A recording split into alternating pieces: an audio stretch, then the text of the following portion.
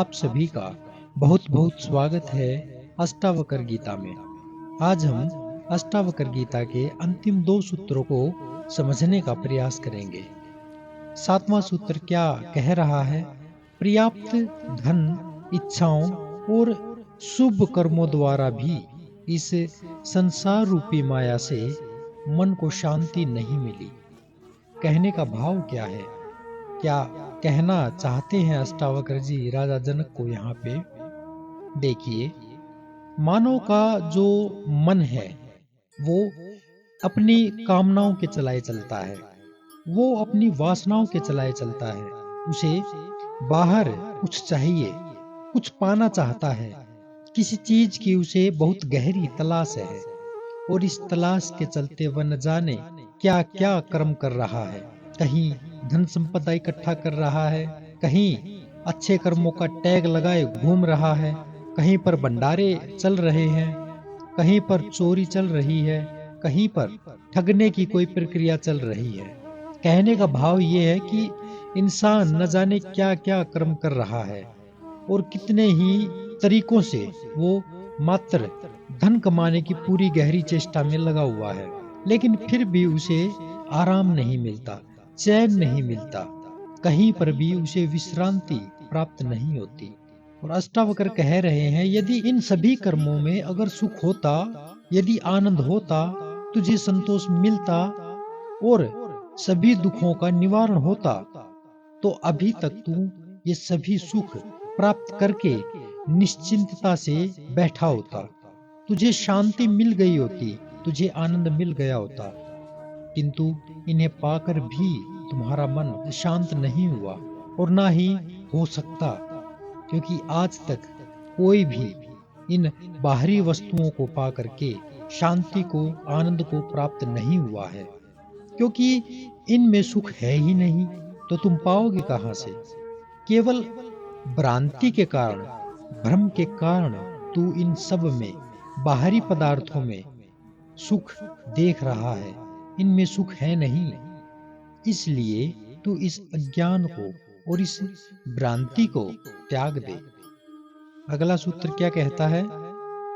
हे राजा जनक, तूने अनेक जन्मों तक शरीर, मन और वाणी से दुखपूर्ण और शर्मपूर्ण कर्म किए हैं, किंतु फिर भी तेरी इसमें आसक्ति बनी हुई है, जिससे तेरा जन्म मरण का चक्र चल ही रहा है। इसलिए अब तू इस आसक्ति का त्याग कर, जिससे तुझे शांति प्राप्त हो। बात बिल्कुल सीधी और स्पष्ट है, उल्टे हाथ से कान नहीं पकड़ा है, इसमें कोई भी घुमाव फिराव नहीं है, बिल्कुल बात सीधी कही है, स्पष्ट कह रहे हैं। जब तुम्हें दिखाई दे रहा है कि ये सब काम कर करके तुझे दुख ही मिला है, तो इनका त्याग क्यों नहीं कर देता? इन कामों में इतनी आसक्ति क्यों है? अष्टावक्र जी बगैर लाग लपेट के बात को सीधा स्पष्ट कह रहे हैं। अविद्या के कारण जो अंधकार में पड़ा हुआ है, उसे ज्ञान के चक्षुओं से, उसे विद्या के चक्षुओं से देख लो। देख भर लेने से वह अज्ञान कट जाता है, हट जाता है। इसलिए बार बार अष्टावक्र जी कह रहे हैं कि भ्रम के कारण तू इस संसार में सुख को देख रहा है, इस अज्ञान को, भ्रांति को त्याग दे। जो तूने ये संसार के साथ आसक्ति बना रखी है, इस आसक्ति का तू त्याग कर दे। जब तू इनका त्याग करेगा, तभी तुम्हें शांति मिलेगी। पकड़ जब छूट जाएगी, तभी आनंद आएगा मुक्ति का। जब तक पकड़ बनी हुई है, तब तक किसी प्रकार की कोई शांति नहीं हो सकती। अब चाहो तो यहाँ पे ये उदाहरण ले सकते हो कि बंदर को पकड़ने वाले जो शिकारी होते हैं, वो कैसे बंदर को पकड़ते हैं। वो पहले जहां बंदर बैठा होता है, उसके आसपास कहीं दूरी पर खुद चनों को उछाल उछाल के खाते हैं, और जब बंदर उनको देख रहा होता है कि हाँ चने उछाल उछाल के खा रहे हैं, तब वो उसकी दृष्टि के सामने उन्हीं चनों को एक छेद के अंदर डाल देते हैं, जिस छेद में हाथ फंस जाए, चला जाए, और फिर इंतजार करते हैं कि कब बंदर वहां पे आएगा और उस छेद में हाथ डाल के उन चनों को निकालने की कोशिश करेगा, क्योंकि जैसे ही बंदर उस छेद में हाथ डालेगा और चनों को पकड़ेगा, तो मुट्ठी बंद होने के बाद उस छेद से उसका हाथ नहीं निकलेगा और बंदर ये सोचेगा कि मेरा हाथ किसी ने पकड़ लिया है और आसानी से वो शिकारी के कब्जे में आ जाता है। ठीक ऐसे ही तुम अपनी मुट्ठी बंद किए बैठे हो आसक्ति के कारण, अपने मोह के कारण, अपनी कामनाओं के कारण, अपनी वासनाओं के कारण। जैसे ही ये मुट्ठी खुलेगी, बड़ी आसानी से ये हाथ बाहर निकल जाएगा और तुम मुक्त हो जाओगे। कभी किसी शिकारी के हाथ में नहीं आओगे।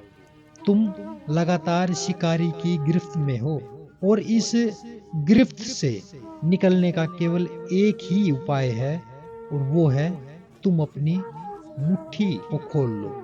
तुम अपनी मुट्ठी से उन चनों को, यानी इन आसक्तियों को, इन भ्रांतियों को, इस अज्ञान को, इस अविद्या को त्याग दो, छोड़ दो, खोल दो मुट्ठी और हो जाओ मुक्त।